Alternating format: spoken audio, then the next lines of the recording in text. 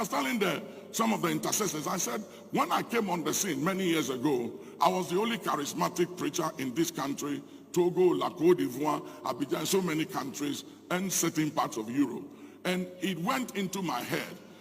I used to run the biggest services in town. I was huge. Everybody was coming to Action, and they were coming to my services. And I started misbehaving towards my spiritual father, Idahosa, and even Maurice Rello. And there was a time that some of my friends I dealt with where they had issues with Idahosa because of his style. He was very, very courageous and bold, and he had no respect for protocols of men. And that created a lot of problems for him. And some of my friends would complain in Europe, Africa, and America that why are you relating to this man? And at a point, as I kept hearing those negative things, I started having a bad feeling about the old man. So one time I was flying with him, and I said, Papa, I want to ask you a question. He said, go ahead. And I said, why is it that you have many enemies? He just looked at me, and I think he looked at me, and I didn't know what was going on in his head. And I said, a lot of my friends don't like you, and they don't want me to relate to you because they think it will affect my reputation that I'm a young preacher coming on, and a lot of people like me. I haven't made mistakes. I haven't been tested and tried yet. So I'm loved and I'm liked. So I don't want your reputation to tarnish mine.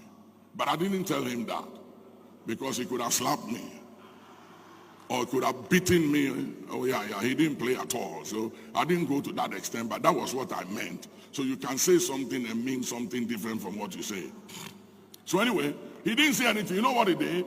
He said, my son, he spoke pidgin English. He said, one day, Hippopotamus, the child, said to him, Mama, what did make your mouth big like that? And the mother said, Bamba, you go grow. That is all he said. He didn't say anything again. And then he just bowed his head till we landed. And I also didn't say anything. It took me 20 years to understand Bamba Yugogoro. 20 years. And I also had sons in ministry who started betraying me and didn't want to relate to me. They wouldn't pick my call. They had all kinds of attitude towards me.